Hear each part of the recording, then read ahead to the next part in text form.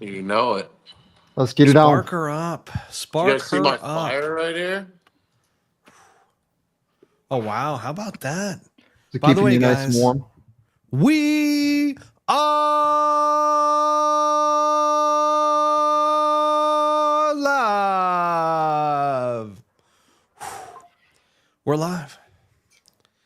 We did it. We made it to the final episode of the year, the last episode of 2024. Incredible. Where the frick has the year gone, gentlemen? I feel like it just started. Yeah, well, it's getting ready to. Yeah. Yeah, for Got Mr. Matt Grant. still in. Maybe, did you get into some of this fog, bro? Were you in this fog that's all over the world right now? It's making Oh everybody my sick? God. I right before coming on, I saw something about that. I'm like, maybe I was in the fog. Yeah. It was like a figurative mental fog, or what was going on? No, it's like a real fog. Yeah, Globally. It's people are getting sick from, supposedly. globally. Yeah, like all over the place. Unreal. Man. Anyways. Yeah. Where do we begin, gentlemen? We can begin with the tee-off report with Buttsy. No, I'm just talking about our little chats before we start recording the podcast episode. Ah, yes. Chug one of these Everybody's looking freaking fresh. real quick. Buttsy, what t-shirt you got on tonight? I got the long sleeve, the Ooh. highly addictive one here. Oh. If you can see that, and it's got the Oh, there it is. There it is. Beautiful. Highly addictive. Wow, highly addictive on a Devra. the ashtray with the cig in it on the back. Pretty fitting. Heck yeah, there you go. Oh. Now, for all of those new viewers on, we just want to make sure that you guys know that we do normally about 5 minutes of just about nothing to get the show started here, and then we go into the podcast recording and actually do the show. So, Trot Golfer, hello, pros, he says. Hello, Trot, how are you? Hello, Trot. Trot. Beautiful stuff. Man, so this is the last show of 2024. I don't know where the year went. I really don't. Well, you spent the last 2 months sick, apparently, so that's not good. I know. Just so that everybody knows, I am still under the weather. It's been about 2 months now of being under the weather. I was thinking about it. I was like, I know I got it Thanksgiving morning, but there was 2 weeks prior to that I was also felt Very like sick. had something, the flu or whatever. And once again, I just haven't been able to get over it. And I got hit by it one more time. So we were supposed to be in studio today. My gentlemen here, I had to hit them up. Gosh, what was it, like 3-4 o'clock this afternoon, and was just like, hey, we got to go remote. I'm not doing the hottest. So, maybe the focus of 2025 is going to be on health, and that might be a good thing. But I do have a hot toddy. They do say that the hot toddies are good for when you got a cold or whatever. I love that. I like the whatever part of that for sure, because those are just good. Yeah, They are good. delicious stuff. So, guys, you ready to get rolling here? I think I'm ready to get this thing on the road. What do you think? It's lit, so I'm ready. Run it, bro. All right, let's absolutely do it here in 3, 2, 1. Welcome back, everybody, to Pull Hook Golf, the podcast. I'm your host, Matt Cook. Tonight we've got the Buttsy. Tonight we've got our tour insider, Brent Grant. And man, do we have an episode for you, because this is the last show of 2024.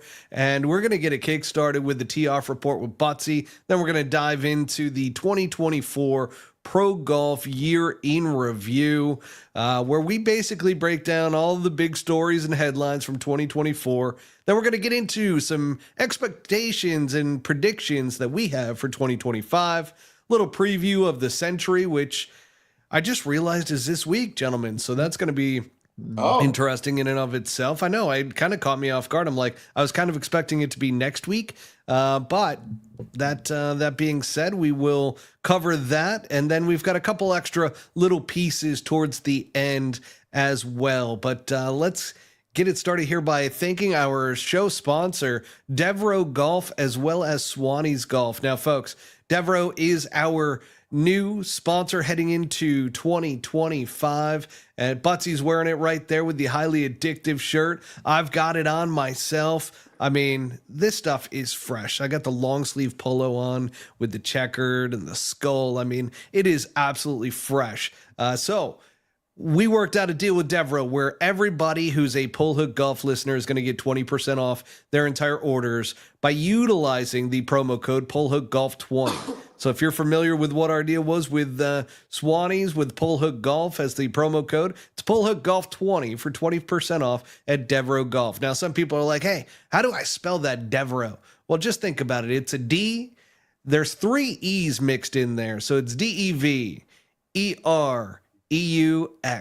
It makes it really simple when you think about the 3 E's there. And then golf.com. Go to the website. Get yourself some fresh gear for 2025. But let's get right into the tee-off report with Buttsy. Now, Buttsy, as New Year's is coming up here, and a lot of guys and a lot of girls are starting to set their New Year's resolutions. What's your advice for golfers for their New Year's resolutions? Oh, man. This is going to be my own advice as well. That is to not going to spend any more money. Don't buy clubs. Don't spend money on clubs. Stop buying equipment. Stop looking at these juicy new drivers that literally go no further than they've ever claimed to go over the last 10 years. If they did, we'd be hitting at 1,000 yards by now. But get a fucking lesson for the new year. Oh. Go get a lesson. Learn how to align yourself to the golf ball.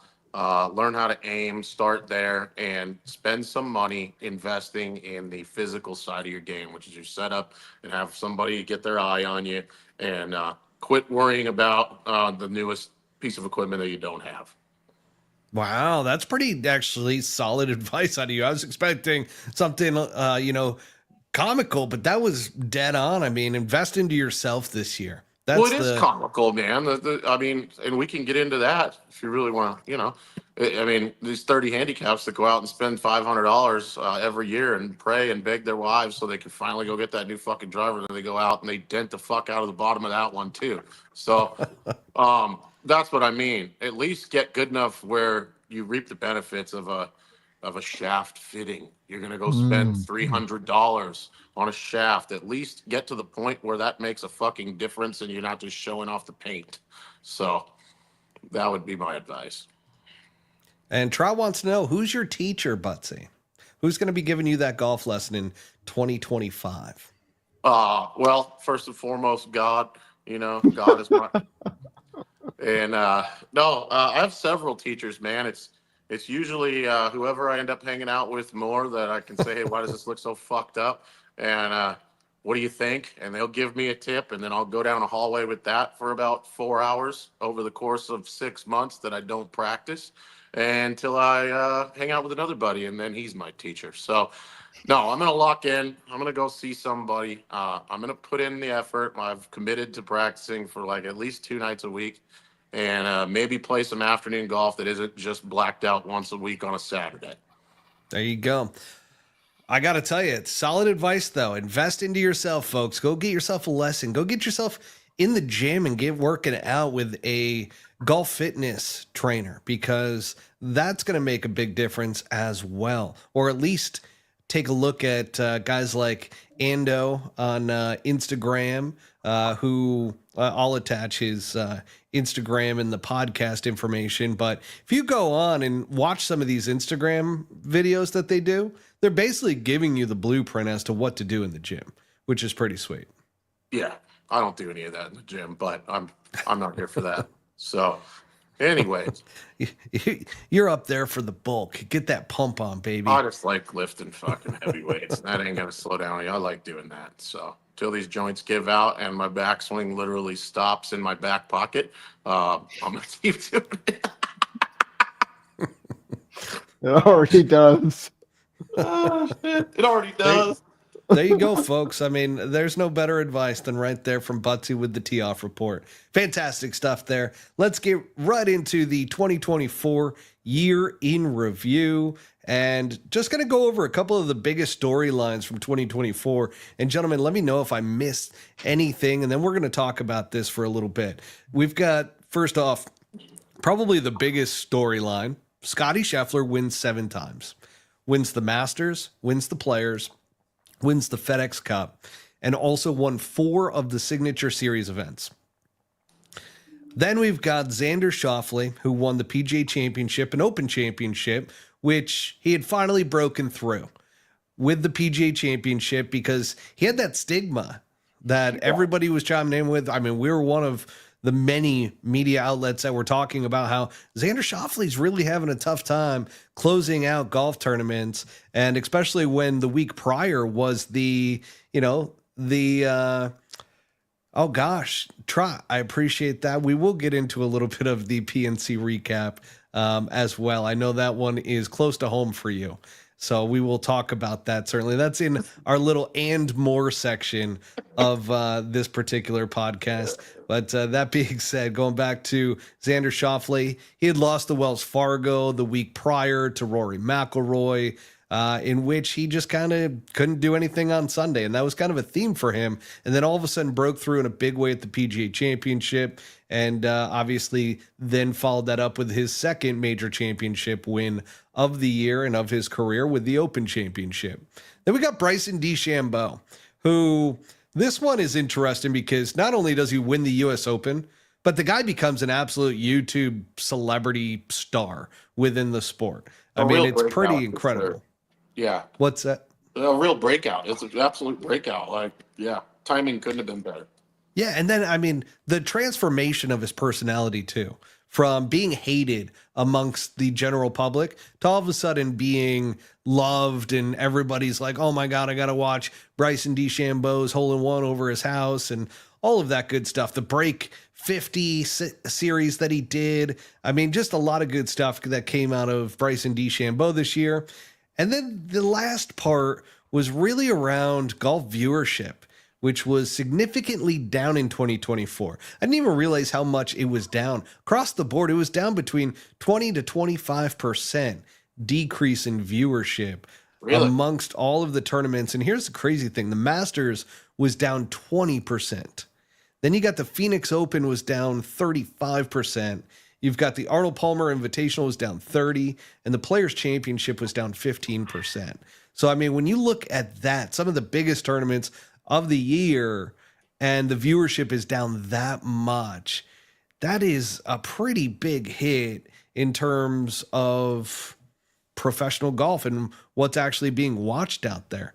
I think you said it right there, and I know we'll get into that, but in terms of professional golf, viewership was down, right? But I'd like to think golf as a whole being consumed was maybe up. All right. Yeah, I'm with you there. Now, guys, which one was the biggest storyline for you this year? So we'll start with you, Buttsy. All right, Xander breakthrough, getting off the camel's back, getting it done, and now probably not looking back anytime soon. Probably going to get a few more, and that's just going to be a normal thing that he does. Yeah, that was an interesting one because we got a lot of backlash over. We did a clip that was like, why is Xander Schauffele the number 2 betting odds for this week heading into there? And here's the thing. I love seeing the players break through.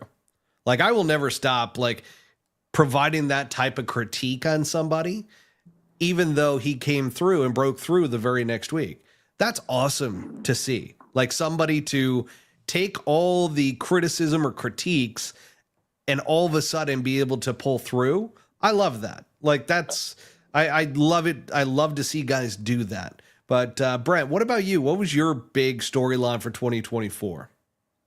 I think it's a mix between the two, and it's kind of the top 2 that you mentioned with Scotty and Xander, and the common theme there is kind of the breakout amongst a bunch of critique. I mean, Scotty's putting was under critique, is still under critique, even though he's won, I think in all worldwide, it was like 9 or 10 times, including a gold medal.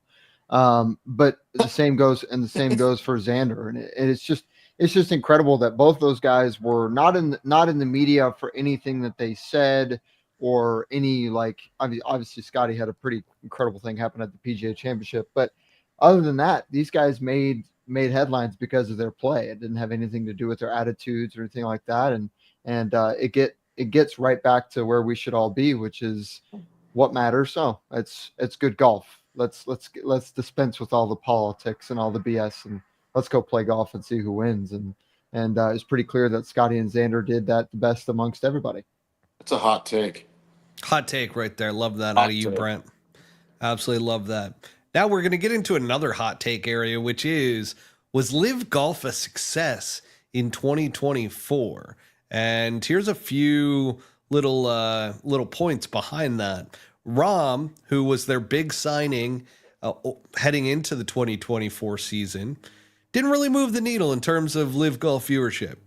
Then you've got no additional teams were added this year, and no additional players were added either from the PGA Tour side in terms of big names.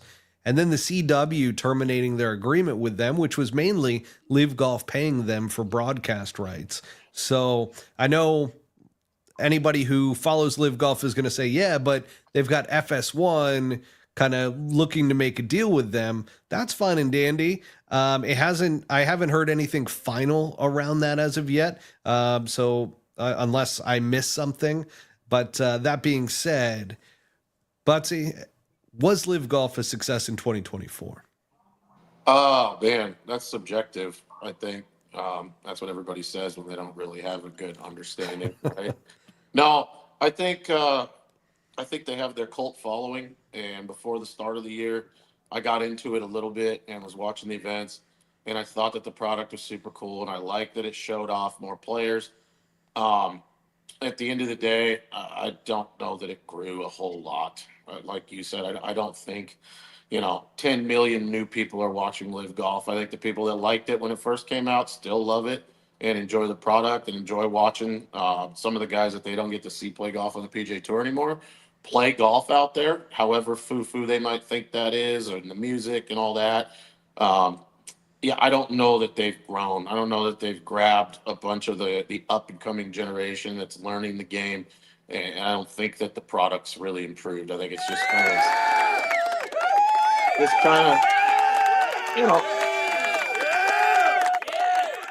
maintaining altitude, and we'll see what happens. They're gonna have to do something different.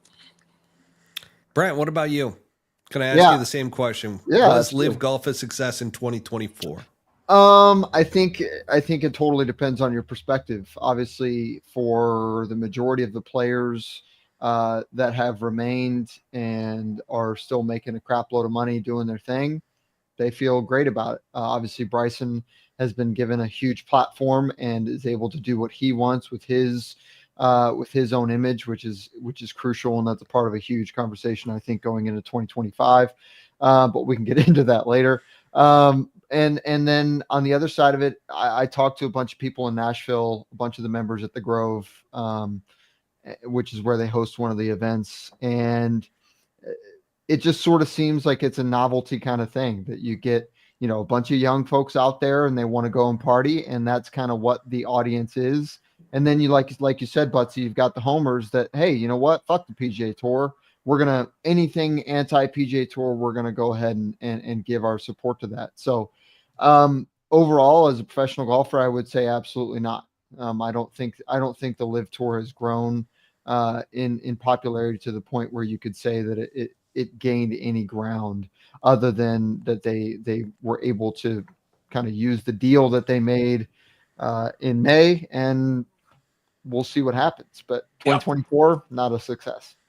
Yeah, 2024 was rough for Live Golf, in my opinion. I mean, they had some breakout stars, like Joaquin Niemann really had a great beginning to the year that was kind of leading into the Masters and everything. Bryson DeChambeau was definitely a highlight for Live Golf. However, I don't even know, with all of the stuff that Bryson did, if it really pushed the Live Golf product that much, right? It was more so his own personal... For sure. Yeah, I think you're right, Buttsy. I think it took away from the Live Golf product, and more people just started watching him on YouTube, and that's where they were getting their fix. It might be part of the reason that the PGA Tour was as dumb as we try to say they are.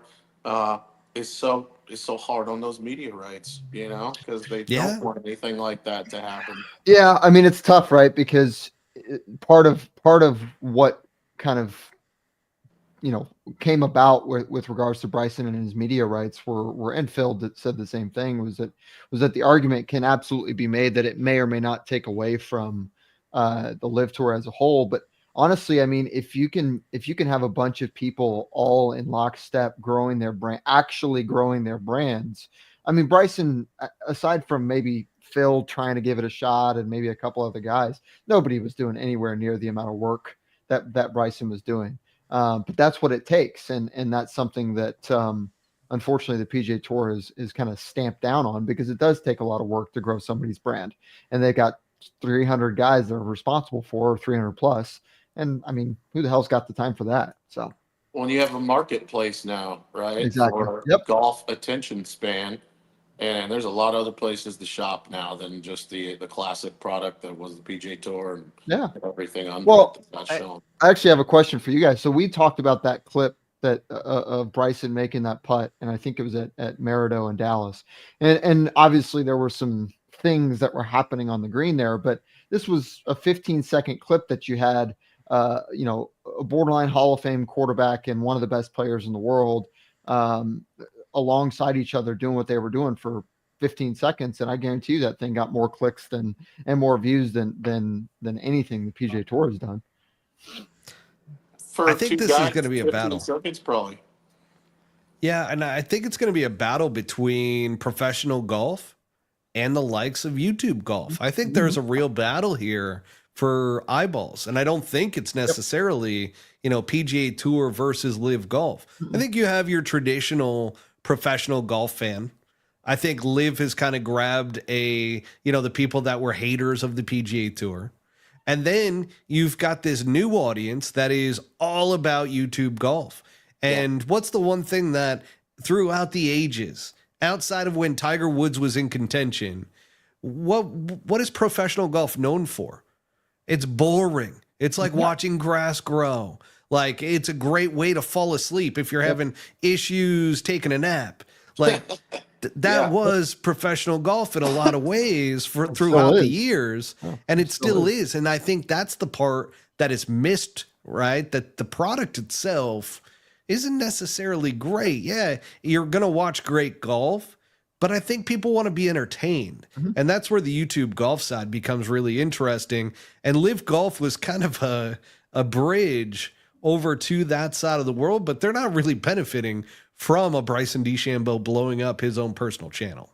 And to and not just YouTube golf, internet media, like in general, has disrupted every part of everything. I mean, what is it, Mr. Beast games, right? Yeah. Like one of the most watched shows like in the history of anything that you could fucking watch. It's a YouTube show and it's put on by somebody, and they did it themselves versus a network. And you could liken networks to the PGA Tour. They're a golf network. And all of this other media online now is starting to come up, and like you said, they're doing things differently. It's different, and people like that. Like it's worth their time. Yeah, and Trot even mentions there's still no mics on the bag and the caddy. He's like, this isn't hard, and that definitely adds an element to it, right? Where the caddies, I feel like those guys a lot of times are the characters that are out there on tour. I mean, just interviewing a few of them and so forth, it's like, man, those guys have huge personalities. They've got a ton of stories.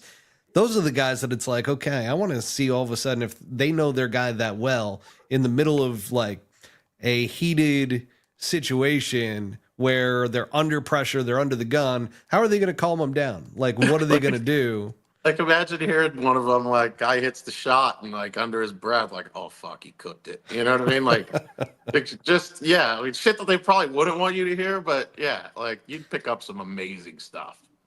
I think the professional game has lacked authenticity in a lot of ways, where it's not real. Like so many guys, and it's funny because on the last episode around the match, a lot of people brought up the fact that this is like these guys aren't going to trash talk because they're worried about sponsorships. They're worried about being PC. And I have a feeling that, especially here in America, that we're moving beyond kind of that PC era to where you have to be politically correct. You got to say all the right things.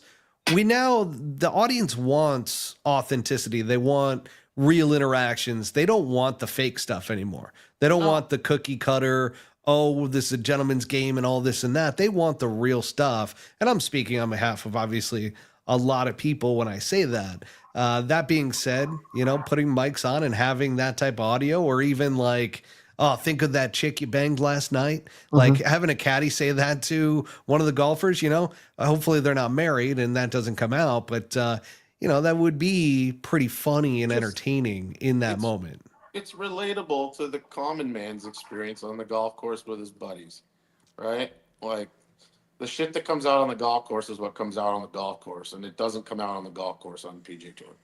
Yeah. No, you're absolutely right. But the other thing, saying it. Well, exactly right. I mean, think about how many stories we've heard about Jack or Arnie, and Jack bends down. And what do you think about this one? And he goes, "Well, I think it goes left to right." And Jack goes, "No, the blonde over there with the skirt." Like stuff like that, right? I mean, the problem is, and I think you told me this story last week or the week before, but Bryson was taking a video, obviously doing his thing, and happened to catch Scotty at a not so great moment. We don't know what that moment was, and I don't even want to infer because I do respect Scotty Scheffler. But and then the breakout conversation afterwards is you need to take that down and this and that and the F and that and he's protecting his image. And the other part about this is that the corporate entities don't want to see anything that has to do with the common man. They don't give a shit. And that's kind of that's who signs the checks, unfortunately. And until and that's what we wanted from Liv. We wanted Liv to kind of break out from that. And I don't think it's happened yet. But the hope is that they kind of become kind of the bad boy, the real genuine part of golf, but we'll see if it happens or not. Or they're just going to keep, sorry, go ahead. No, that was a good point. I was going to say that, they originally came out as kind of the disruptor, the bad boys, and the going against they were the contrarians of golf. And sure enough, that hasn't really stuck to it. Where, yeah, John Rahm coming over and dropping all those F-bombs, that's fine, but like, that's not what we're looking for. That's not the entertaining piece to all of this. No, just some random rage moment, right? I mean, you see all those compilations of Tiger doing his thing over the last 30 years, right? And it's like, okay, we get it. These guys can cuss, but it's like, okay, what are the actual real conversations going on after he hits it greenside bunker and he's got 5 inches to work with worth of green? What is that conversation like between he and his caddy? And those don't happen. You don't see any of those happen. And that would be huge. They could be talking to each other about, a place they like to fish, like a fishing trip. And, oh, yeah, we caught a big one up there last summer. It doesn't have to be naughty shit either. It can just be life relatable shit that they're actually conversing about.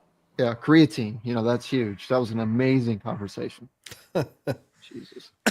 Did you guys notice, was it just me, or was kind of Brooks just kind of a bit shut down? I mean, obviously it's super cold out there, but it just didn't seem that they were really focusing much on those conversations between Brooks and Bryson, if they even existed, and just kind of hyper focused on Scotty and Rory, because they were playing well. So that's the only thing that matters, right?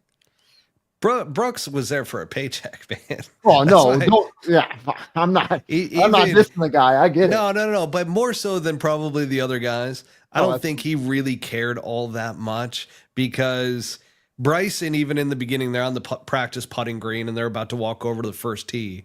And he's like, hey, man, let's jump on these guys early and let's get in their heads. And Brooks is just like, yeah, dude. Oh, okay. And they're mic'd up, and it's like there was just no energy, no excitement whatsoever. So that's a pretty good read there, Brant, in regards to Brooks and kind of what he was thinking heading into that. And, that's spot on, Brian. Absolutely. Yeah, I think Brooks has played it because they were both on Live, and they both kind of have to get along. What was that comment? The man has come around to the Pull Hook Golf podcast. What was that? Oh, yeah. So Brian Shane, the man has come around to the Pull Hook Golf podcast. Love that. Who has? I believe he's referring to himself, the man. Oh, well, hello, Brian Shane. There we go. But I don't think, and you know, there was that big flip where it's like, oh, Bryson and Brooks are buddies now. I don't think you flipped that switch. Never I think it's kind of like we're cordial with each other. Yeah.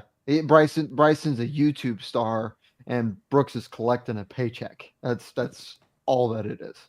And I that's think fine. I think was it meant a 40 lot fucking more. degrees. I mean, who gives I think it meant a lot more to Bryson than it did to Brooks. Let's put it that way. Absolutely agree. Now, there was in women's golf in 2024, Nelly Korda was pretty damn dominant across the board. I mean, there's some other big names in there too in terms of breakouts, but Nelly Korda kind of proved her dominance, winning 7 times.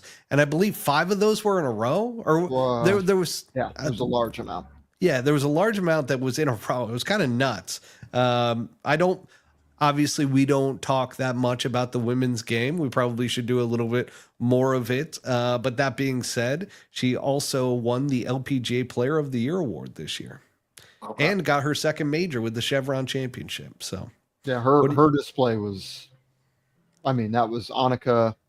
That was Lorena Ochoa. That was unbelievable. And I hope she keeps it up. She's got the best swing in the game, in my opinion, men or women.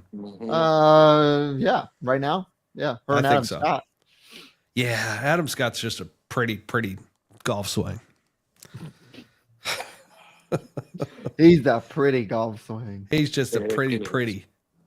He's the pretty one. All right, let's move it. Let's move it into our expectations and predictions for 2025. So first, we're going to start with expectations. First expectation is the merger with the PGA Tour and PIF or Live Golf. What do you guys think that looks like in 2025?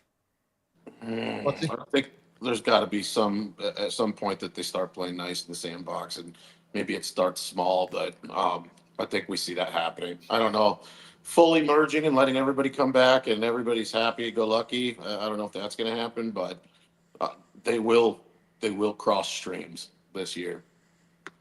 Just like 2 dudes in a urinal. Yeah. Go ahead, Brant. What about you, Bob? Yeah, I was speaking to a couple of guys today at TPC, and one of them was on the board for a little while. And I kind of just asked the question, like, what do you guys think is going to happen with all this stuff? And they were rather like kind of nobody's really talking about it. So it doesn't seem as though those conversations are really getting leaked out with regards to, you know, who, what, where, when, and why, and all that other stuff with regards to the players and stuff. But so honestly, what I would love to see happen is that this deal gets done. We get over the politics and everybody can make a shitload more money. And there are more playing opportunities given for the Korn Ferry Tour guys, and an opportunity to really kind of break through and get back to what really matters, which is just golf. So in a perfect world, let's have everybody come back together. Yeah. However, we've talked about it numerous times. I brought it up several times in regards to where the deal is at and so forth. And yes, it looks like there is an agreement in place. That's all of everything that I've heard come back to me is around the fact that the deal's done. It's basically at this point just making sure that neither group ends up being investigated by you know who. Mm-hmm. So that being said, with the new office coming in, you've got a good opportunity for this to go down. You've heard things about this deal and some of the changes that are made. The one thing that I'm really interested in, and you know, it's been such a long time since I've talked about it in regards to what's going to happen with the Live Golf franchises, what's going to happen with, you know, players, are they going to come back without penalty? All these different things, and all these things are kind of in place. However, the details around how this is all going to go down is not. So we don't know if this is going to, even when the deal is official and goes through, we don't know if Live Golf guys are going to be able to come back and play on the PGA Tour next year. We don't know if there's going to have to be some type of policy put into place that's going to allow these guys to come back and what that's going to look like. I think we're going to get details in 2025. However, we're going to see the change in the game happen in 2026. And hopefully that's not too Yep. late. No, And yeah.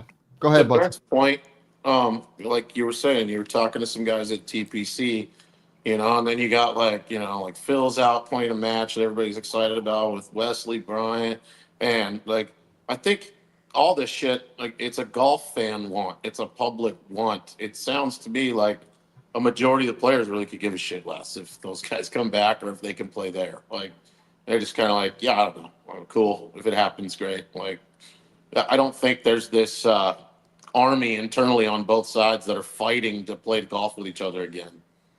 No, I absolutely agree with that. The guys, like I said, there were a few guys. Um, the difficult part about this is nobody really has any patience anymore. The guy that was on the board, I asked him flat out. I said, are you even locked into this anymore? It was a year ago he was on the board, and it was like, dude, like all of this takes away from golf. All of it takes away from our ability to compete and play well and make money and take care of our families and all that stuff. And going back to my point about Xander and Scotty, and it kind of builds off exactly what you just said. It's like nobody cares. The people that are playing the best golf, they don't care who it is against. And this idea that, well, we just want to play, with the best product to put forth, and the only people that are talking about that are those that are on the board and Rory McIlroy. Everybody else just doesn't give a shit anymore and just want to get back to playing real golf for a shitload of money and for a lot of accolades. You would And think Tiger would and care I don't think because he does. because of legacy, right? Like you don't want to be the last one to set the bar before it breaks apart and we no longer have the best product to represent, his records or Jack or those guys. Does that make sense? It does. It does. And one of the things that Jason Gore and he and I talked to literally that day that they dropped, that Tuesday that they dropped, in 2023 when they dropped the merger possibility, right? The kind of, the base deal that they were going to have a deal. And I said, who do you trust that's there? And he says, I trust Tiger above everybody because of that legacy point. The issue is 6 months later, I have the same conversation with him and he just shakes his head. And the point is that Tiger doesn't give a shit about his legacy because his legacy is already set in stone.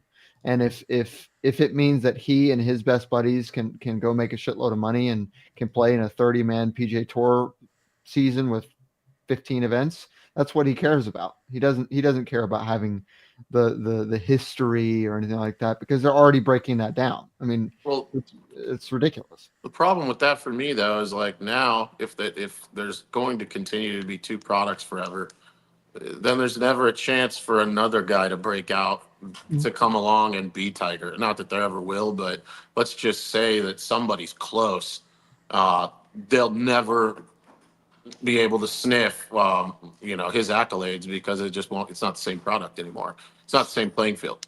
Does Scotty? I get a question to both you guys. Does Scotty's year stand up to any of the years that Tiger had where he dominated like that? No, not yet. I mean, no. It's just this is a math game, right? But if somebody else were to come out, let's just say 5 years, 10 years from now, and they start doing something, they're on track to even come close to what, just some phenom, right? Like, let's just say for shits and giggles, and they do come close to that, and they do play like that, and they do just beat the living shit out of these guys and win that many majors, even in a world where everybody's so tight and so good. If that ever happens, if that individual ever comes out, and you got this being the Y in the road, that's it's not the same. Like, okay, that's pretty good, but I was playing against these guys, and this is Yeah. I So don't know. Scotty's year, does it have an asterisk on it because of that? To some degree, I think, yeah, for sure.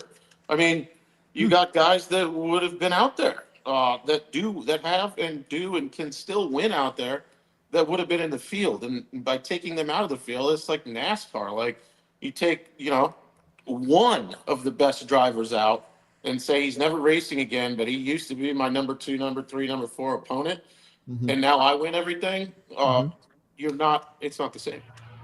I absolutely agree, and that was always one of the amazing things about this idea that they're putting out the best product.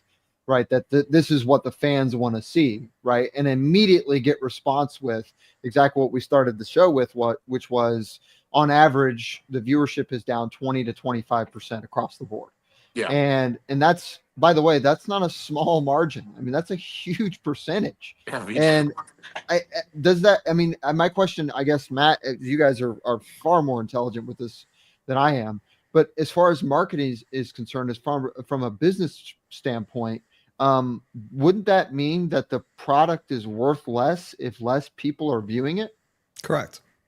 I just, if it's if it, I mean, I assume that it's pretty cut and dry. So saying that 2026 is going to somehow be this amazing thing, one of the things that one of the guys said today was that they're going to play 8-9 events and think it's the greatest thing ever, and then they realize that it's the same people every week doing the same stuff, and then all of a sudden you're a third of the way through the schedule with 30 more events to go, and nobody's showing up. So there's no what chance are we doing? there's no breakout Monday qualifier. There's no chance for that none, to happen anymore. None. Patrick Reed disappears because that's how he made it on the PGA Tour, right? Scotty Scheffler, by the way, who his own dad said if the Corn Ferry Tour didn't exist, you would never know who Scotty Scheffler was. Scotty Scheffler doesn't exist, right? I mean, it's to say the argument, well, the cream of the crop, always, it's just stop. Just enough. Go back to the way it was. It's supposed to be merit based. Play your ass off. Yes, I am playing in the Waste Management Monday. Actually playing in 3: Sony, Farmers, and then Waste Management. Waste Management will be my first time playing that one. Well, let's go. Buttsy will be on the bag. Oh, I will. I'm trained. Only because I don't know anything about that golf course. There you go.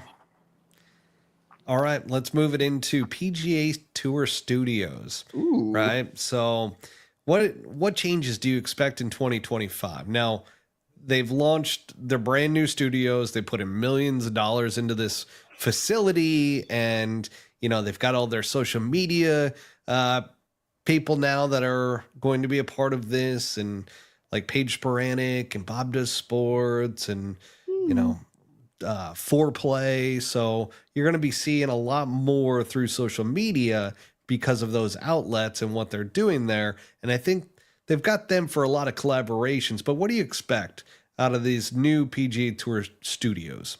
We already seen like a massive amount increase in drone footage. I mean, my God, everything on Instagram is like just a wild, elaborate drone shot. They weren't doing that before. So somebody's doing something a little different, even out of the gate. But that's more of a joke than anything else. That's what I've seen so far. Lots of drones. A lot of drone footage.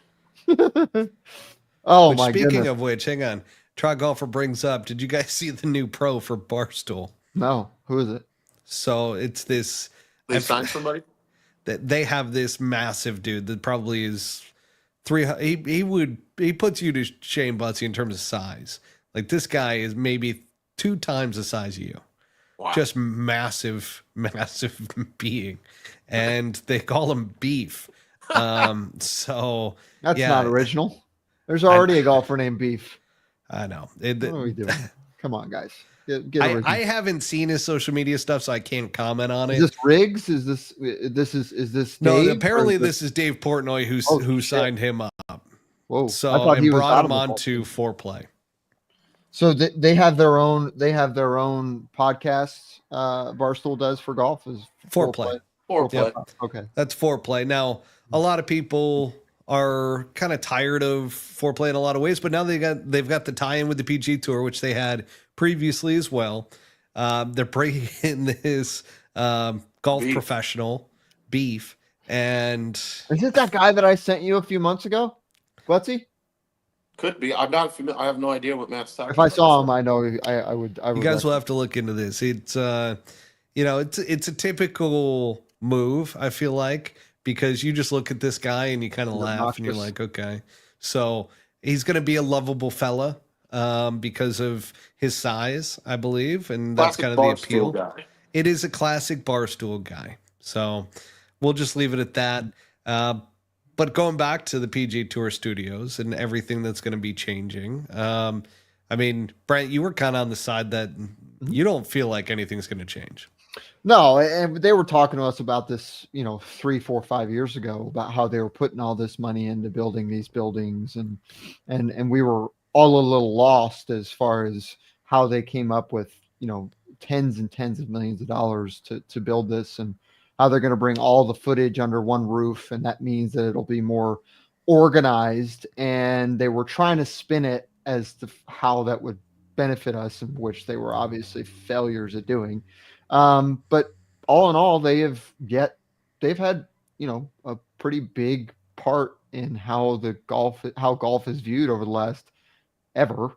So nothing about their track record tells me that anything's going to be positive. So I'm not hoping because I don't give a shit, but at the same time, I want to see these fucking idiots go out there and they get their little mics and they got their little deal, and they interview golfers, and they interview somebody like a Brooks or somebody like that is totally nonchalant and will just tell you to your face. And you get some idiot off a Barstool or Foreplay, whatever the fuck. And the guy looks at him and goes, "You've never played a competitive round of golf in your life. Get the fuck away from me. Like you're just a distraction." So But they won't be able to say that. Well, no, but they will just look at them and be very short and sort of, unless they're getting paid. If they get paid, then they'll be the nicest human beings in the world. But if not, Well, that's where I see this kind of going, right? Is that with all this partnership with these social media personalities, we're seeing that there's more matches that are going on with PGA Tour guys. There's more content that's being created. Even the TGL, like they had Jerry After Dark with Barstool doing a whole promo for the TGL. So it's like they're putting in money in this. This could be different, and it could actually be in a lot of ways. I mention this from time to time. I know you like to shoot this one down, Brent, but I kind of see this as the SSG kind of push around the media side for other major sports as to how to get big within your sport by utilizing other media outlets and social media influencers and so forth. Hockey's done it a lot with Spittin' Chicklets, which is the hockey Barstool podcast. Bro, we said it with a couple Biz weeks ago. It's the modern day Shell's Wonderful World of Golf. Like, it's turning into that. Yeah. Listen, I saw the video. It was the first time I had seen anything since the dome crash. And what my former agent is now their head of players relations there, and we had a pretty long talk about it. Listen, I'm hopeful that those guys get blown up. I think that it's going to be any sort of replacement for anything. No, I think it may or may not fill a gap that's there. But SSG is absolutely doing what they've done in other sports, and I totally agree that they're investing as much as they can in growing a product that they have a lot of investment in. And hey, you know what? I mean, how many millions are being wasted into the TGL? Any guess? Wasted? So this is actually our next topic for expectations. What are our expectations for the TGL, which begins on January 7th? So I think it looks awesome.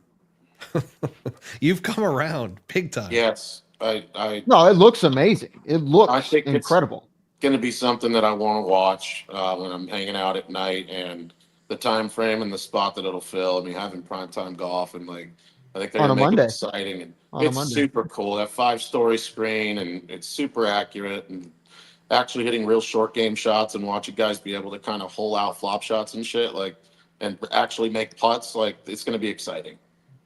Their first one is next Tuesday, actually. Oh, is it Tuesday? We gotta have a watch party. I feel like it. I mean, shoot. Yeah, could be fun. Yeah. Yeah. The expectation is that they fulfill all of this investment, and it doesn't, end up like the Las Vegas Sphere and loses a shitload of money every year. But I mean, who knows? I just don't see how, we don't have any base. We don't have any data at all. Well, we're going to get it here shortly with ESPN. 1 week. I mean, not week. Only ESPN, though. Sky Sports is also signed up now. So the biggest UK outlet, and then you got really the biggest US outlet with ESPN. I mean, so you got the platforms. You're gonna have Yeah. hopefully the viewership that's gonna be there. There's I a mean, shit, shitload of money behind it for sure. There's no doubt about that. Yeah. there's a ton. Yeah. But I told you guys, this is real. This is not like one of the best things that ever happened to them, because if this went through last year, it would have been a debacle. It was not ready. And when they destroyed the SoFi Arena last year before they were supposed to launch, and then they were like, hey, we're going to delay the TGL for a year. Somebody very smart sabotaged that arena, because this entire thing, it wasn't there technology wise. Right. They were trying to use Doppler radar. They were trying to do it for so much of it. Now they're using top tracer technology, which is camera based. They've done a lot of stuff in that time, and now it's ready for prime time. And it looks sick. It looks sick. good. Yeah. Do you guys think that this will break the curse that the PGA Tour has with regards to making decisions and then sort of saying, well, we'll see how it goes, kind of thing, and then kind of like backstepping and kind of go, oh no, we're going to go in a different direction, and kind of just playing this game of we hope and see? Do you think that this break, this accident gave them the opportunity to break that curse? Yeah. I hope so. Listen, I'm a huge skeptic because it's not real golf, but there's a shitload of money behind it, and I would hate to see because I do enjoy watching these guys kind of get after it, and we'll see what happens. I'll give you a little insight here. Here's what I think. YouTube golf is not real golf. It's not even close. There's guys out there, which is why we trash it every week. I mean, they're chugging a gallon of milk every hole, and millions of people are watching that. So if you even get a little bit of these guys letting their hair down and it's super exciting, I think they're going to do just fine. I think they've talked about how the trash talk is going to be a part of this too. It has to be. Ricky has to. That's the thing, is like the number one, most Arnold Palmer-esque person of our generation is Ricky Fowler. And regardless of what you think of his play, he absolutely is the biggest draw as far as a genuine personality, a good dude, and he's just an absolute baller. So I mean, I hope he brings it, and I hope he elevates everybody else, because God knows Tiger and Rory and those guys aren't going to do it. They're all robots. But yeah, I mean, some of those guys on those teams, I mean, Sahith's freaking, he's hilarious. I mean, they got some guys on there that are going to be able to bring some personality, some genuine personality. Who's commentating it? Who's Matt, in the so Roger Steele's one of them. Okay. Who'd you say, Brent? I said Matt Cook. Come on, bud. Dude, that would be Cookie Monster. That would be phenomenal. I would absolutely do that in a heartbeat. But Roger Steele, I think, is like the course or on course, like talking to the guys and stuff, which that makes sense. Yeah. Then you've got, oh gosh, who is it? Scott Van Pelt. And really? There's another one. Hang on. I'll find it real quick. They need to resurrect Gary McCord and just put him back out there. Oh my gosh, how about that? Gary McCord, David Faraday. That was one of the things that pissed me off about the match, among many things. But Faraday was just an afterthought. He would say two words, and then Charles Barkley or whomever would just trounce the conversation. It was like the rest of that panel was just worthless compared to Faraday. And I wish they would have let Faraday do his thing. Yeah. Talk shit about the cold, talk shit about the night, talk shit about all of it, and it would all be relevant because, he's been doing it for so damn long. Okay, so here's what it is. You got the broadcast team, so the host is going to be Scott Van Pelt, which is huge. Scott Van Pelt is phenomenal. OG, that guy. And he's been in golf for such a long time, obviously does the Masters broadcast.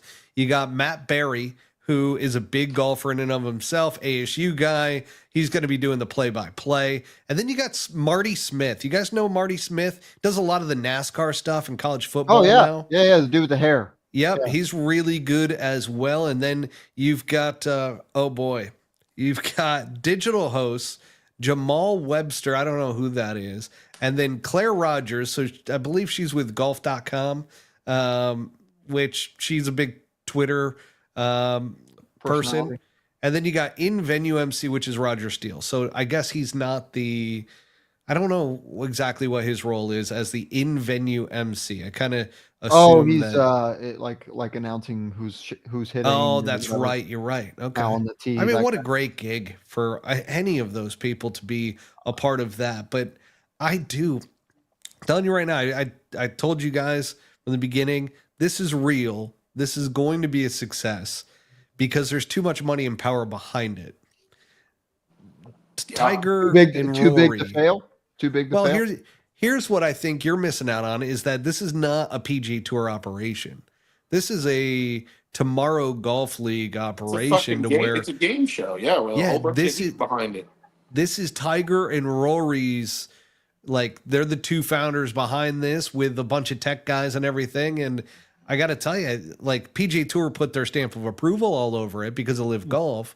Well, they Like had that to. might have been a lot more difficult of a conversation if Live Golf didn't kind of move the needle when it came to, you know, allowing these guys to do a little bit more. So that's why I think it's going to be a success. You got ESPN behind it. You've obviously got the broadcast coming from ESPN. I just think that it's going to be a big success moving into next year. I know a lot of people, and this is also going to really help improve the entire perception about indoor golf. I think it's going to do a lot. Maybe a lot of fun to bet on as well. Yes. Well, I Yes, think it could be.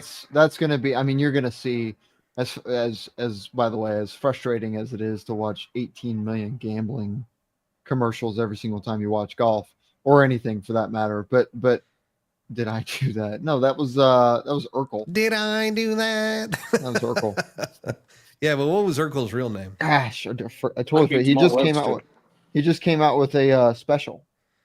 Man, I totally forgot his name. But I don't know, guys. I mean, a Bedford Tiger and Perkins fans. I heard they're allowing anchoring too. So Bernard Longer is going to come in and beat everybody's ass. Yeah, Brian Shane, you're not far off here, man. He said that Pull Hook Golf should be working as the on-course reporters. I would listen to any broadcast that's out there.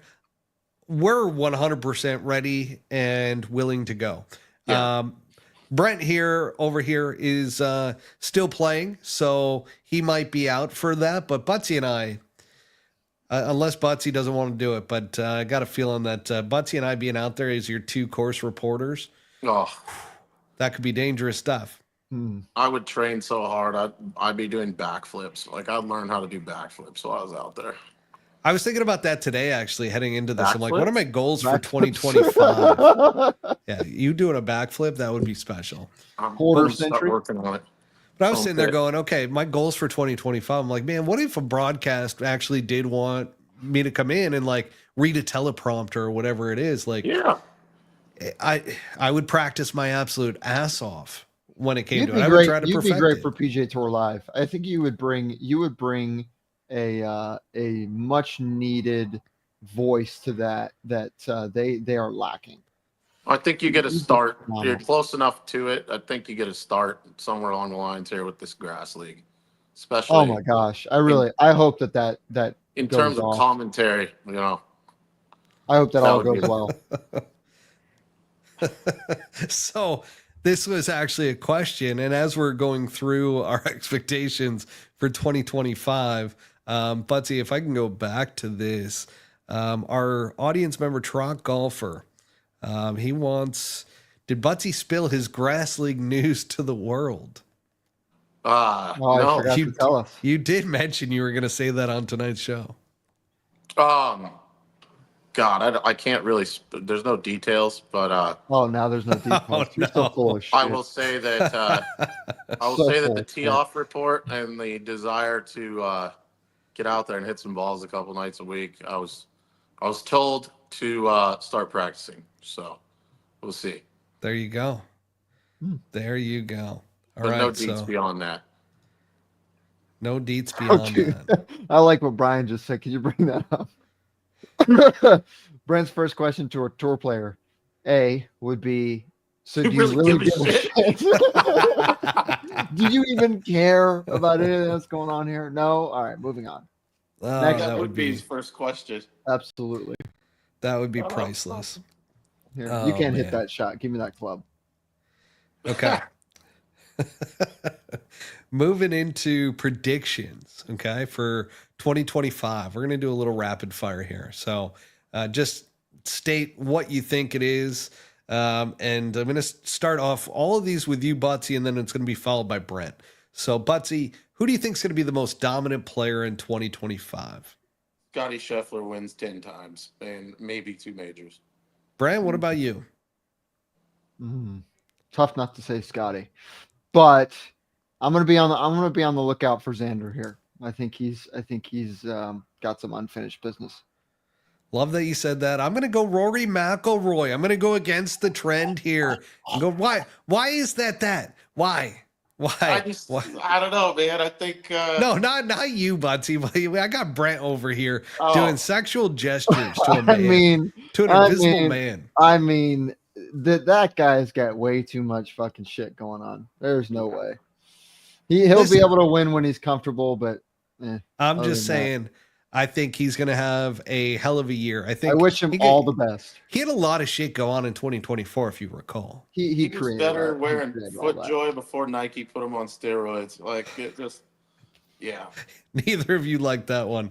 Who's going to be the breakout player in 2025, Buttsy? Who's the Hamilton? Is that his name? The Who? young kid played with Tiger. He's a thicker dude. Played with Longer Tiger. hair. Yeah, he played with Tiger and dude, I forget his name. He's thick and he fucking murders it. Young guy. He's got a mullet pretty much. What's his fucking name? Jake? Maybe. You talking about Nap? No, he's No, not not talking Jake about Nap. Knapp. Oh, you're talking about Neil Shipley. Oh, Shipley, the kid that played for Ohio State? Yeah. Yeah. Eh, I think it's so. Neil. I screwed this up one time. it's Shipley for sure. Yeah. Yeah. I mean, he's fucking phenomenal. He won the U.S. Amateur. You can't take that away from him. He's incredible. But Yeah. breakout think he shows players, himself. breakout players. You know what? I think that Clanton kid just absolutely steps on the gas. I really like that, and I was between him and Nick Dunlap, and I'm just going to go Nick Dunlap on this one. I think Nick Dunlap, after his season, he's settled in now, and he's going to get used to the golf courses. I think that is one of the most overlooked aspects to a golfer coming on to the PGA Tour is that these guys are seeing the golf course usually for the first time, and once they get to see it a couple times, they get real comfortable out there, don't they, Brent? Oh, absolutely. I mean, there were times where, I mean, like for example, Torrey, I'll give it the best example. Went out the year before, Monday qualified, and came back on the PGA Tour the next year, and I was leading through, I think it was like 27 holes or something like that, and played well. So, I mean, that's a perfect example. And for Nick, I mean, the only question about Dunlap is does he get too comfortable and does he get lazy? And that can happen. You get a lot of success pretty early. So I wish him all the best, but I don't know how these kids handle it, man. I mean, that is so much thrust on those guys so early, and hopefully they don't have a dip like a Jordan Spieth or something like that. But they keep rising, and we'll see. I mean, he's incredible. Absolutely.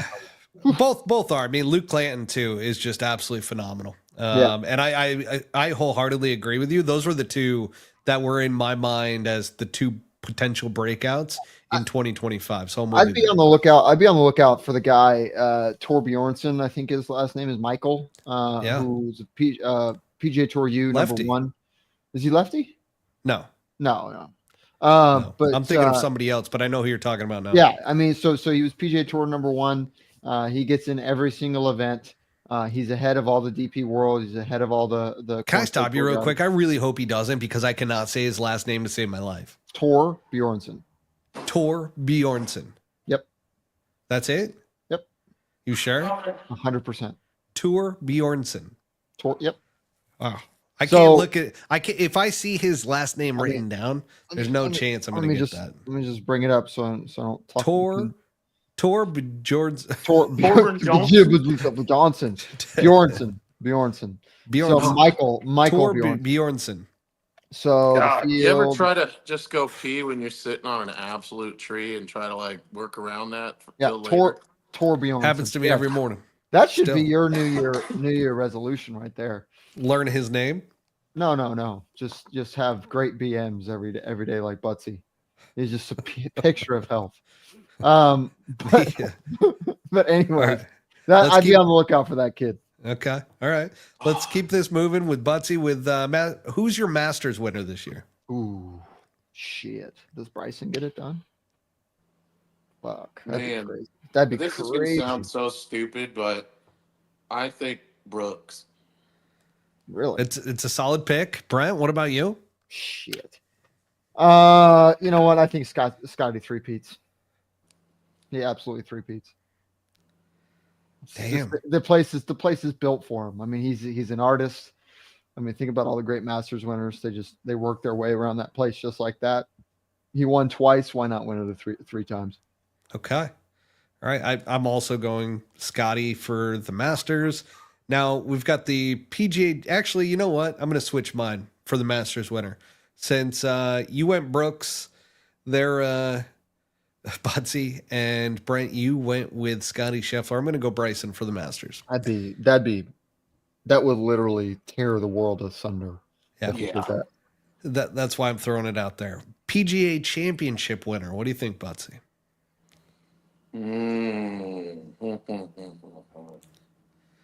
That might be one of the other. I really think Scotty's going to win 2 majors. I don't think he's going to win the Masters again, but I think, PGA. PGA. Oh. Okay. Look out for Wyndham. Wyndham. Okay. Yep. And Oh, I've you got stole Matt's boyfriend. Hey, listen, PGA Championship. I am going with Justin Thomas. Woo! Hot pick. Where's it at? Yep. No idea. If it's at Quail, shouldn't matter. If it's at Quail Hollow, it's either Rory or Justin. So there you go. I actually think it is at Quail Hollow. Then Rory McIlroy wins again.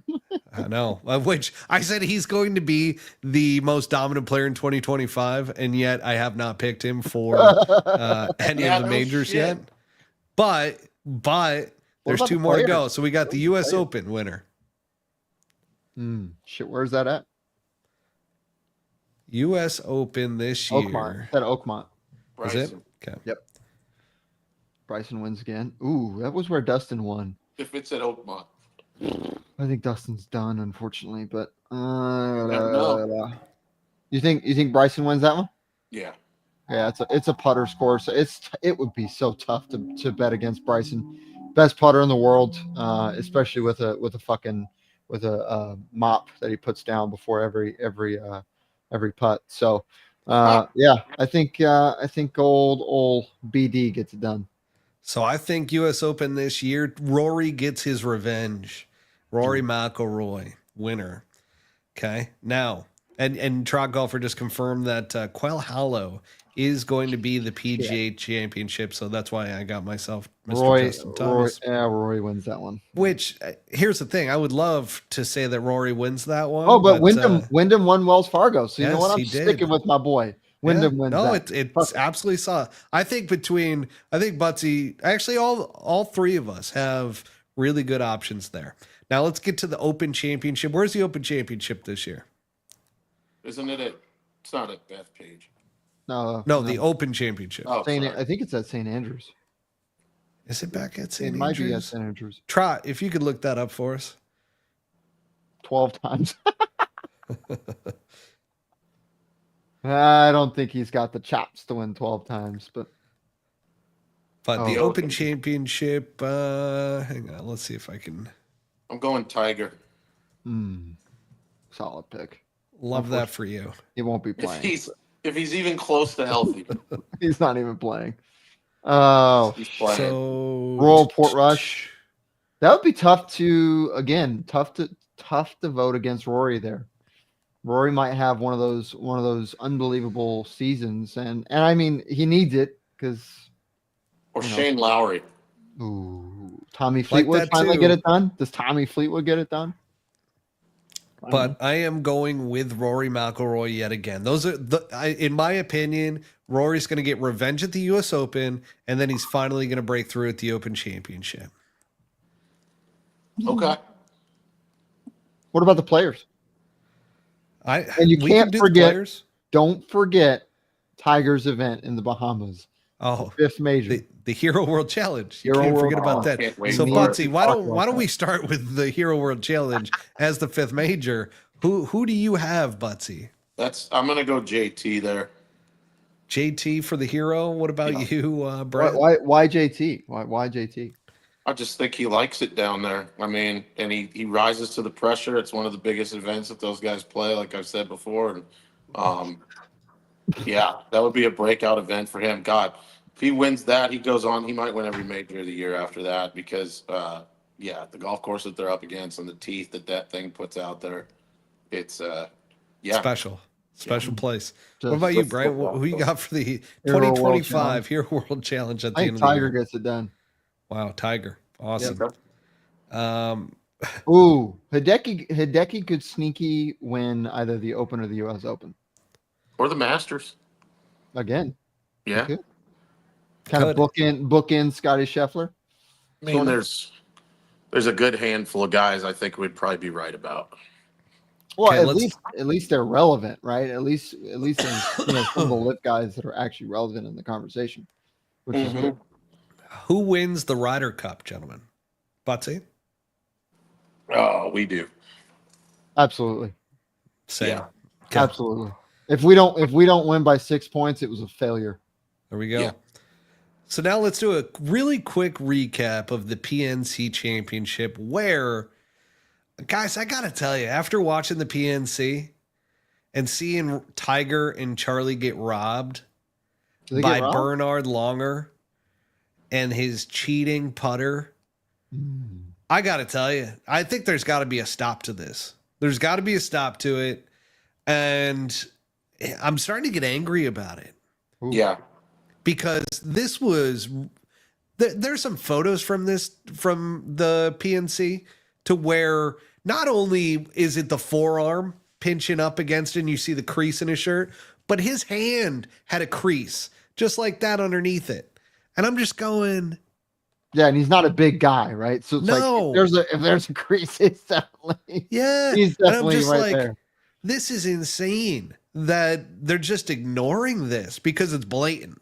Like it is Yeah. blatant cheating. And then, of course, a lot of people had an issue with him teeing it up in the bunker. He found this little tiny like raise in the bunker and put his ball because you could have a club length, right? Oh, it's scramble. Yeah.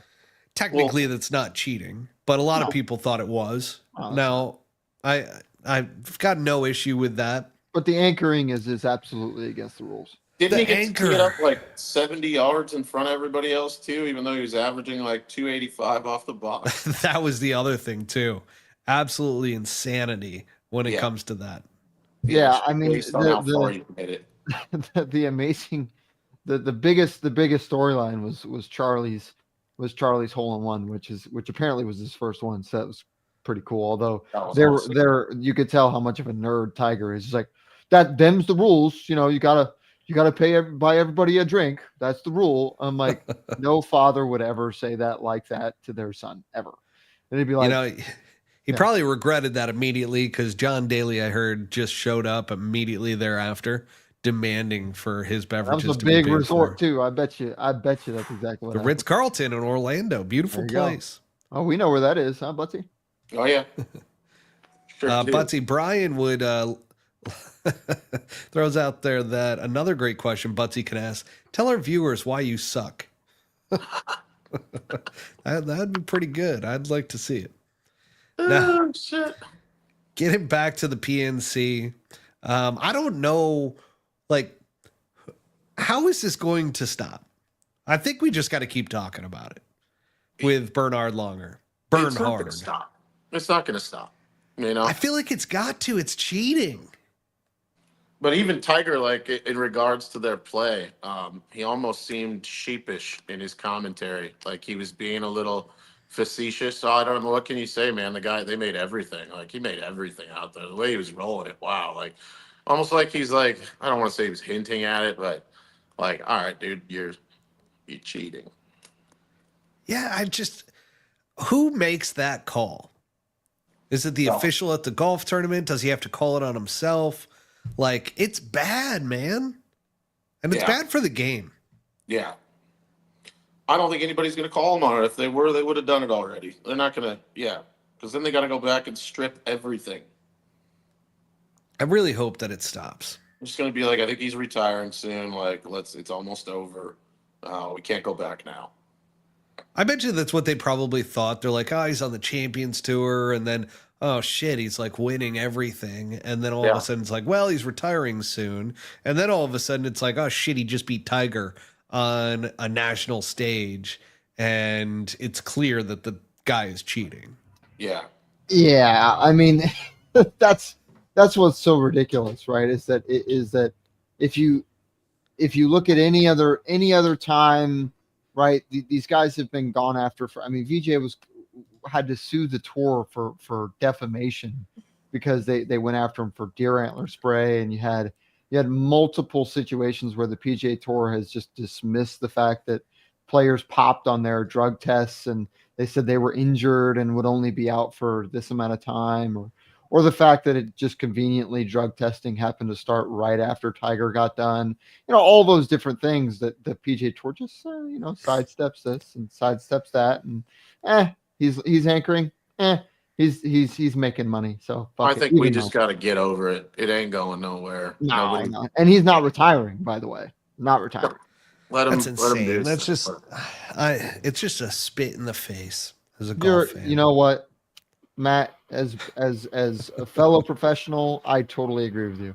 I think somebody else is going to have to do it. That's when it'll stop. Well, I think Trot Golf needs to get a class action suit together and needs to sue Bernard Longer and the tour for false advertisement and anything else you can stick in there and just go ahead and take them for all they got.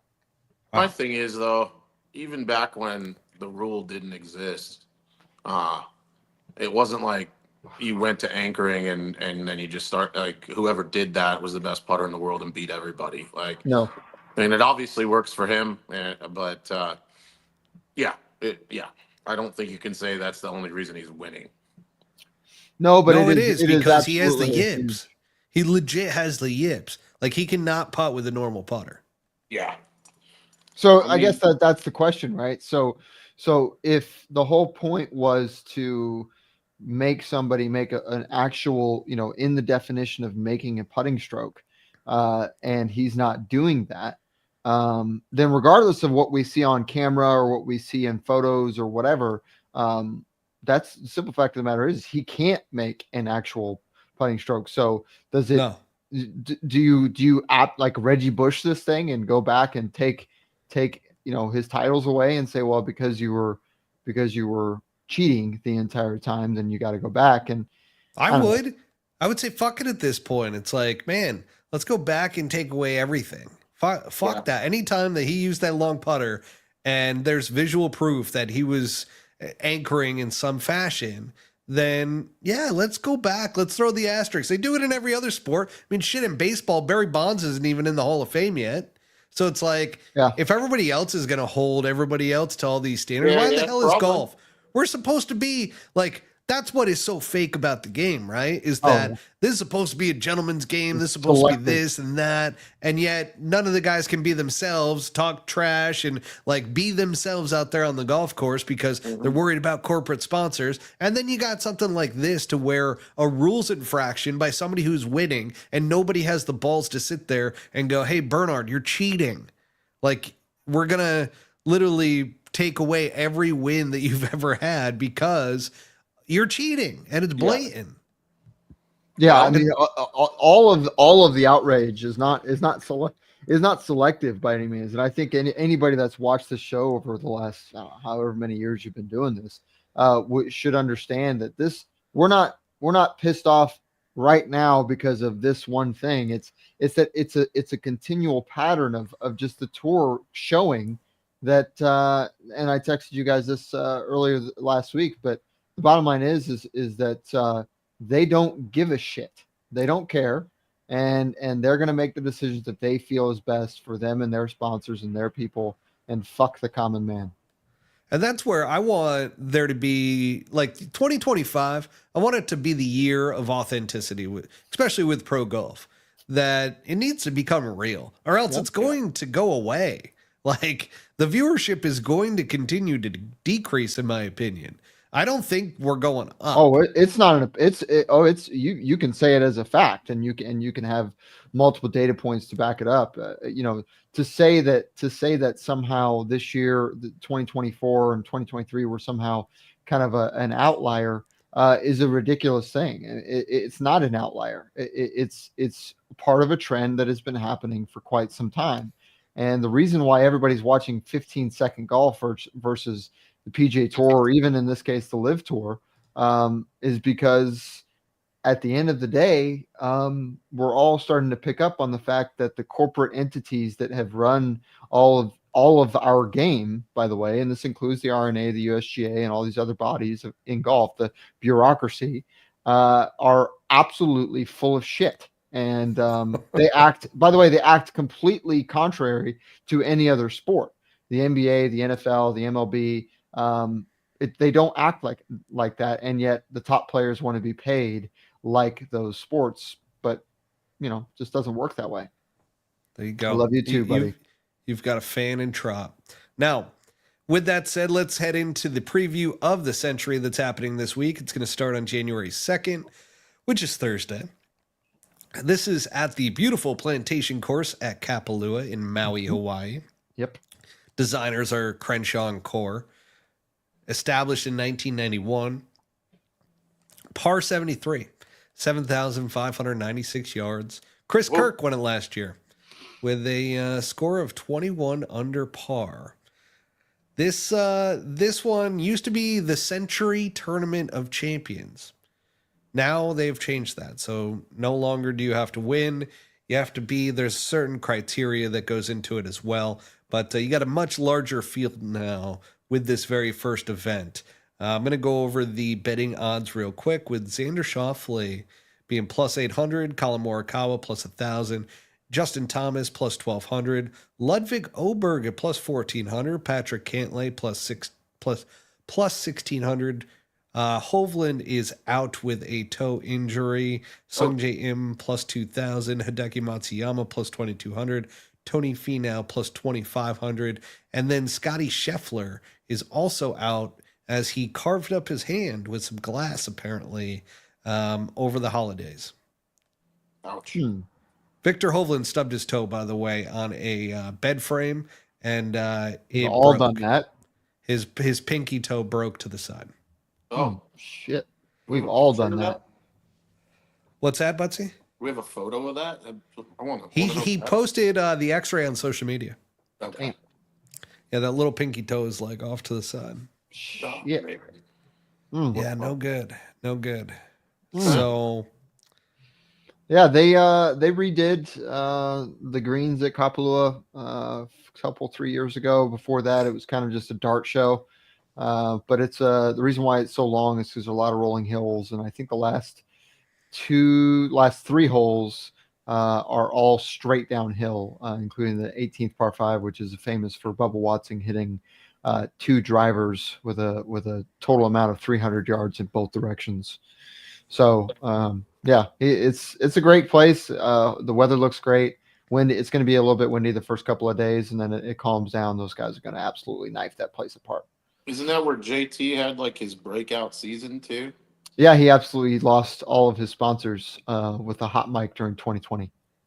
2021, excuse me. Way back when he first came out, and I think he won twice real quick. Did he win there? He won 2017, yep. Okay. Yeah, so I got him. Beautiful. Yep. Brent, who's your pick? I think Ludwig gets it done. Yeah. God, me and you have been on the same wavelength. You guys love the Berg. Yeah. I feel like I got to pick somebody else. That's your pick. So fucking good. I am going to go. Oh, man. I don't like this. You took my pick. Got to be somebody long. Finau would be tough to beat out there. He's playing at home. He's coming off of a knee injury. That's what he blamed the whole him pulling out of some tournaments for. So, we were just talking about this, gentleman. Hideki Matsuyama. Let's see if he can get the year kick started. He plays really well there. Trot asked an interesting question. I'd love to see your takes on that. If you want to bring that up, Maddie. What's that? Where on this one? Yeah. That's all. Brian, There's what's your always. take on how to play mud balls? What do you guys think? I think it depends on. I mean, Tiger addressed this way back. What side of the ball the mud's on, right? Correct. It flies to the opposite side. And the weight's gonna, and then if the mud comes off, you got to worry about that. But the spin is obviously going to be reduced. Yeah, if you're hitting a wedge, probably not playing the number. Like you're probably trying to run something in, I would imagine. If I had a mud ball with a wedge, I'd probably play front of the green. I don't know. What do you think? Yeah, Matt. I actually totally agree. I mean, it's mud left, ball right, Yeah. mud right, ball left. But it also depends on the mud consistency, how much is on it. I always found that if it's that kind of red clayish or any sort of clay, just good luck, and you've got absolutely no idea where that ball's going. But if it's that real soft stuff that you see, kind of in the southeast, like in some of the Florida courses that you see, it's pretty. It'll come off, but it will shoot the golf ball in those directions generally. If it's on the front, you're going to see a dive, and then it's an absolute crapshoot if it's between the ball and the face. Yeah. Yep. 100. The Brian says Decky's going to live. PGC, which I believe is referring to Pro Golf Critic on Twitter, who's an absolute hack, and his buddies said so, Snurk. So yeah, these guys are just absolute morons. So That's like the pot calling the kettle black. Wait, we're only a little bit moronic, not absolute morons. I gotta tell you, I think I don't know. We're doing great. Maybe I'm off, but I feel like we actually know what the seen hell we're talking about.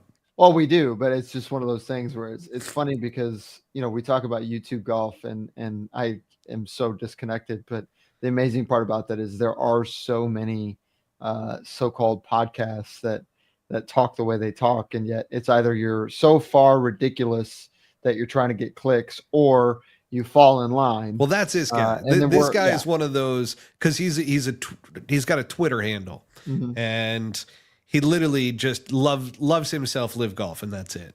And he claims to I don't know. And the guy's just a freaking idiot to me. Get him on the pod. Staunch on it just to be that way on purpose. Yeah, it's like the baiting of or clickbait, and it's always that type of style with his account, and it's just obnoxious.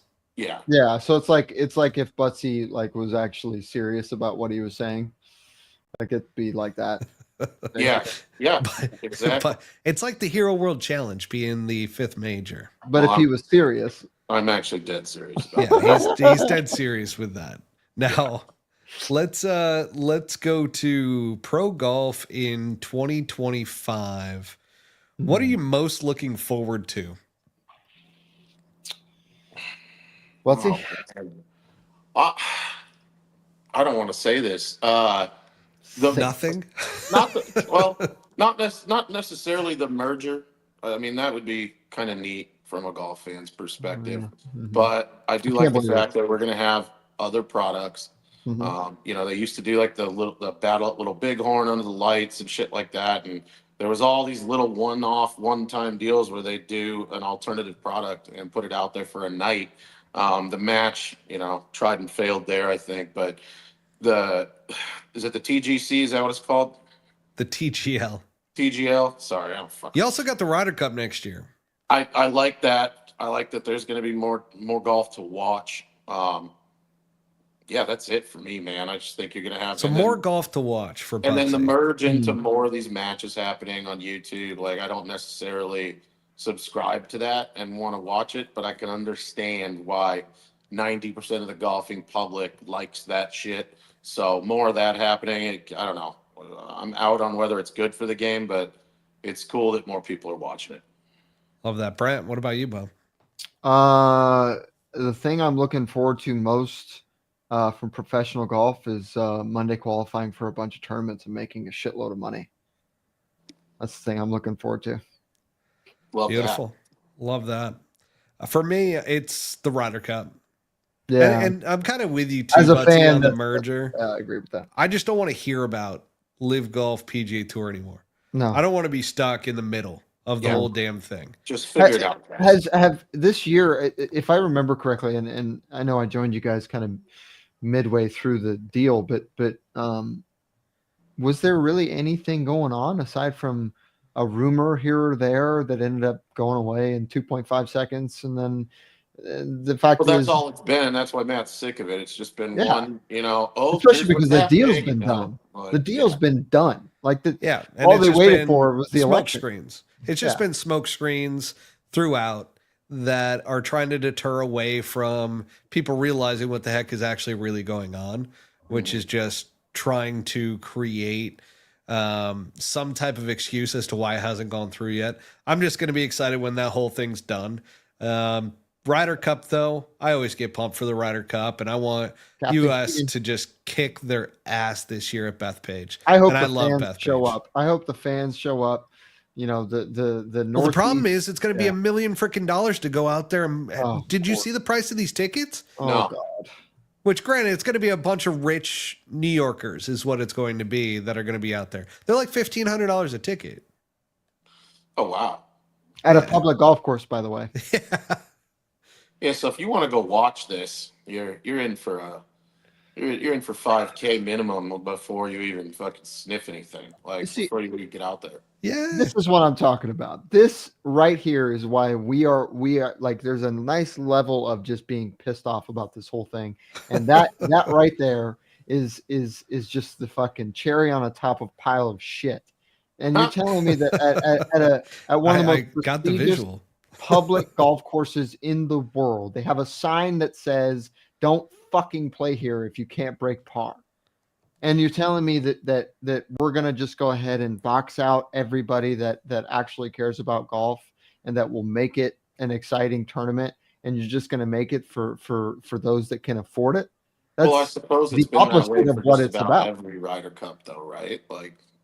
Yeah, but this place is different. This Keegan's not a fucking, he's a homegrown kid, but it's supposed to be about the groundswell of the American public being behind this tournament to fucking get these guys to pull their head out of their ass and go play some fucking golf.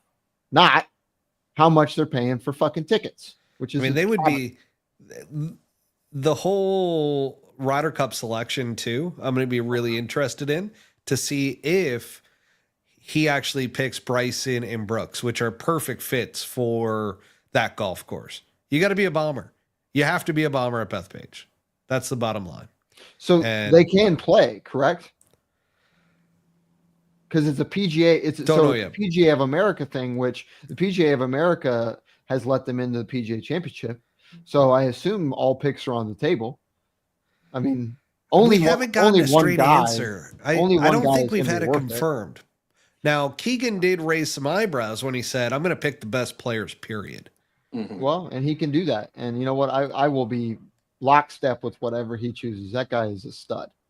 I mean, he knows what he's doing. And I don't think he's afraid either. No. He kind of has that chip on his shoulder to where he's like, all right, fire me then as the captain. So we'll see what ends up playing out with all of that. Let's get into some personal goals here, gentlemen. Brent, what's your personal goals for this year? You sure you want to hear it? I want to hear it. Oh, gosh. Personally, has nothing to do with golf. Golf related. Sorry. Okay, golf related. Let's keep this in the golf lane. Yeah. It's like pop out 12 more children. No, my wife does want one more at least. But no, as far as golf is concerned, I would love to see the work pay off. It's been quite a long time, and the goal is to win either a Korn Ferry or a PGA Tour event this year, but consistently putt well. And I was going to sell my mother-in-law for seriously. In-law for tickets, but I think I can get more. Oh, Jesus. Absolutely. Oh, wow. 100%. That's beautiful. But yeah, Sorry, win a PGA Tour or Korn Ferry Tour event and put on a show with the flat stick.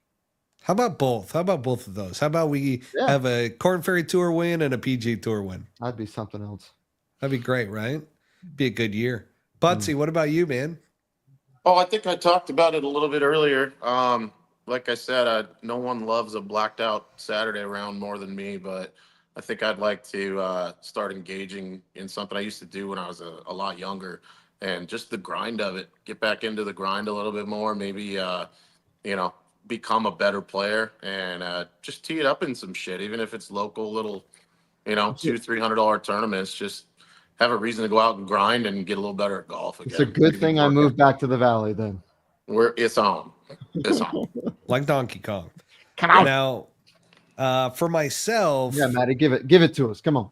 last year heading into the new year, before I got, dude, I've had a rough 2024 health wise. If I kind of look back, for 3 months, I was hit with long COVID at the beginning of the year, which deterred and derailed all the momentum that I had coming into the year, because I was training to start playing professionally again, or at least give it that kind of one last shot at it. I was training with a golf instructor, had the mental coach, had my the fitness trainer, and everything was heading in the right direction.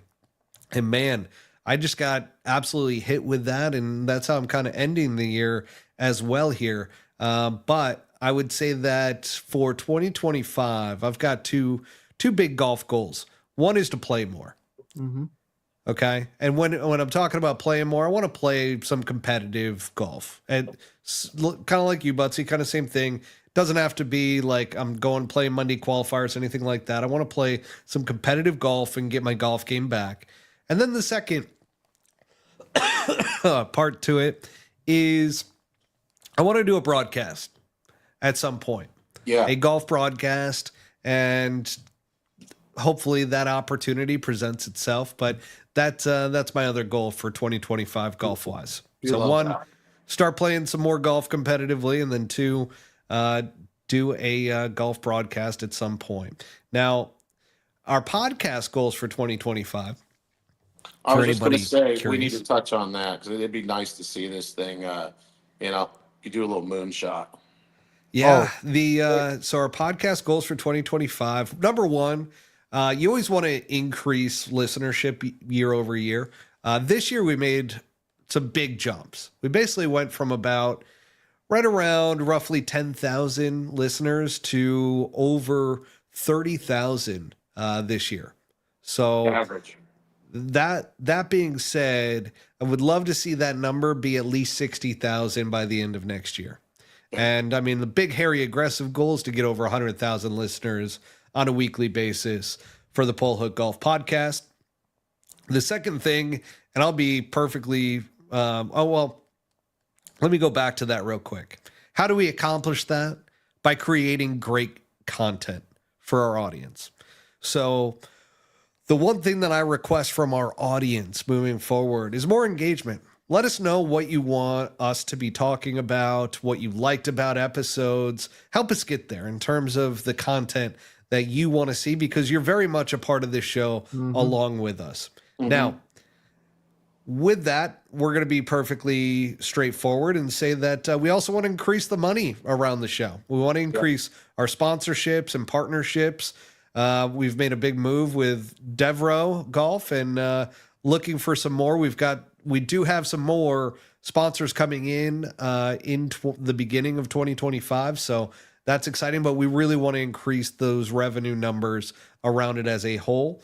And then that ultimately, we had some delays around this last piece, which this was a big goal at the end of last year that we thought we were going to be able to launch it. We've had some issues around it just due to, I'm not going to go into detail around it, but we got screwed over a bit. But it's the launch of our YouTube golf channel where we have matches. And that's something that we're hoping to get launched at some point this year. The delay has, I don't know if it's been a good thing. There's got to be a silver lining there somewhere. But I will say that launching of the YouTube golf channel will be a priority for the podcast. Well, the silver lining is that we learned how to go out and do it.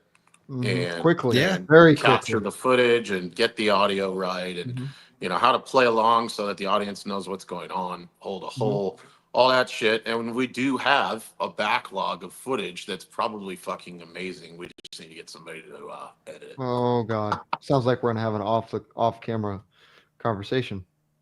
If by the way, if any audience members know a rising star video editor, let us know. We are looking to interview for this role. It's going to be a big role moving into this year or into 2025. So, and it's going to be big around the YouTube golf content with us playing golf. So that is a big piece of this whole ordeal. Any final comments? Brent, you mentioned something, but I do want to bring up Brian here. He says, if Brent wins this season, I dare him to say during his post-round presser, yeah, I don't really give a shit. Oh, God. Okay. Done. All right. Brent do already it. has a reputation. We do not need to exacerbate this entire rep. But I don't care. Yeah. Well, what do you think about this guy from Barstool? I have no fucking clue. What about this guy named Beef? Wasn't that done before? I'm pretty sure Brian Johnston already did that. This dude from England. Boys, this is horrible Okay. timing. Parting comments here. Like I said, I'm sitting on an absolute 10-point buck right now. So, Why are you hard? no, I mean like turd. I gotta get in there. Oh, yeah. I was getting really weirded out here for a second. Big sandwich earlier. I've had like 6 bottles of water sitting here. you, Everything's Buttsy. just- You know what? How about this goal from the podcast? We all get incrementally healthier as the year goes on. Yeah, I about need it, that? man. I need it bad. yes.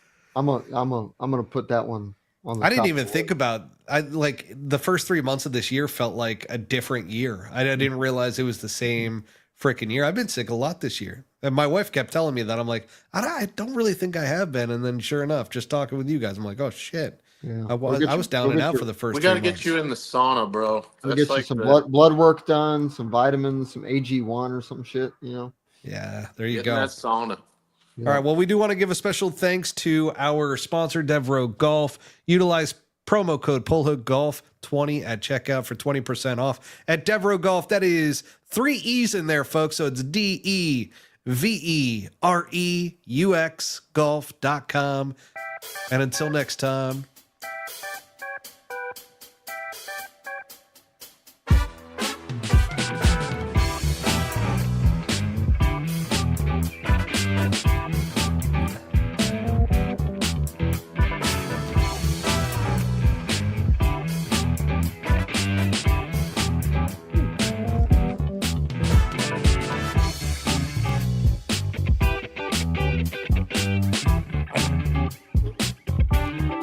A-Town down.